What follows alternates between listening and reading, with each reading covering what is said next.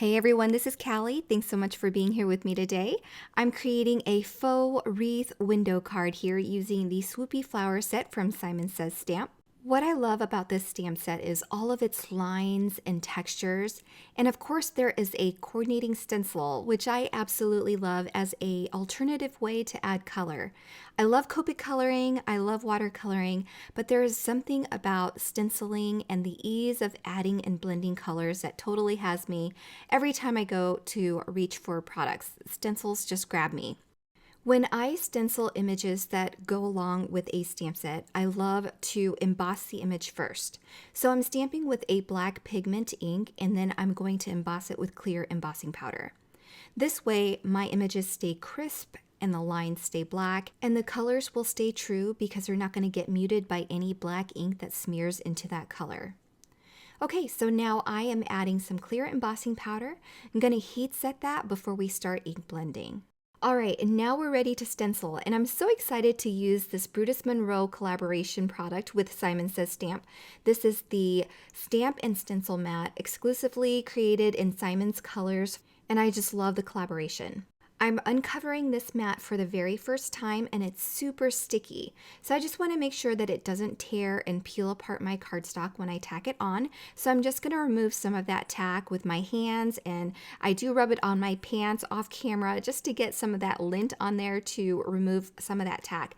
And you can clean it and get that tacky back, so don't worry about it. I just don't want my paper to peel.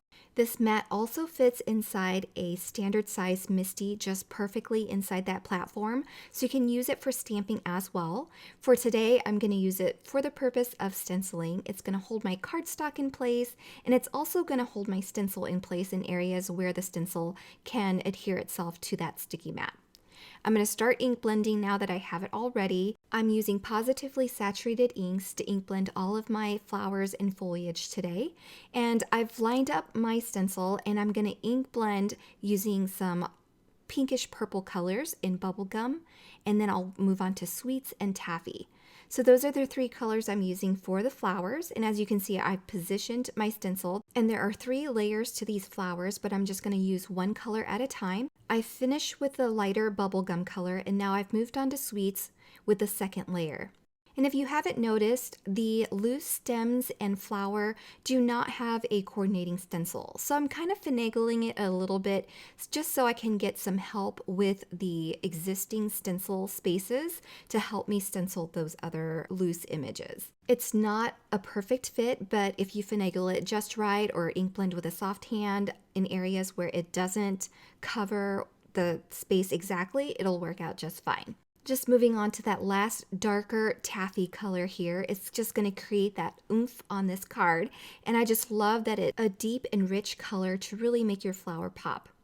Now moving on to the foliage, I have 2 colors, Sprout and Fairway, and so I'm starting again with the lightest color, and I'm filling the entire space with a light hand. And then with that second layer, we're going to go ahead and go in with the darker color. Again, on these loose leaves, we don't have a coordinating stencil, so I am finagling what I have so that I can ink blend as best I can.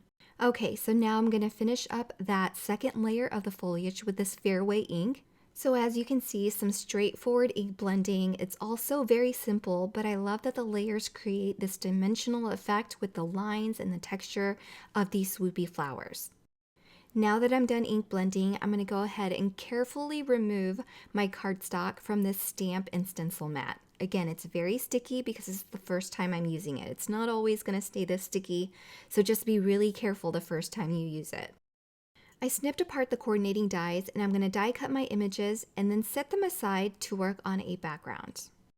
For the background, I really wanted a white background, but I also wanted texture and some faux dimension, if you will. So I'm using a nested circle die, and I'm going to die cut a window. The first time I used this stamp set, I created a wreath, so it was at the center of my card. This time I wanted to create something offset, and I still wanted to add texture, so I'm using an embossing folder. This is the Sparkling Facets embossing folder, and after I die cut my offset ring or window, I'm going to go ahead and emboss this texture onto my cardstock. It's going to create some visual texture and interest without adding too much color. You can obviously use any color cardstock you like, and you can also ink blend. I really wanted my flowers to be the focal point of my card, so I'm leaving that as the only color for my card. I attached my main focal flower sprig onto that window and decided that I needed to go ahead and adhere the whole thing to a card base.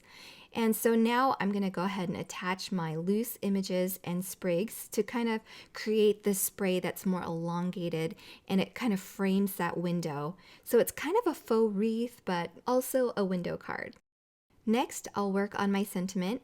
There were some great sentiments on the stamp set if you didn't get a chance to see it at the beginning of the video.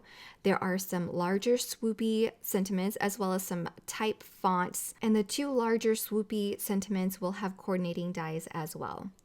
I've embossed it with gold embossing powder, and after die cutting and trimming down my sentiment strip, I'm going to go ahead and add some foam adhesive on the back of these and adhere them inside that open window using a T-ruler to help me line everything up.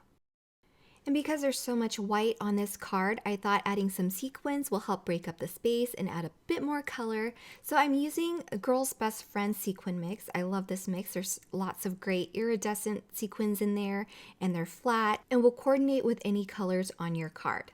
So I've attached a few, and that finishes my card for today. I really hope you enjoyed this. If you're interested in the products that I use, be sure to check out the links below where everything will be linked for your convenience. Thanks so much for spending some time with me today, and I hope you all have a great day. Bye, everyone.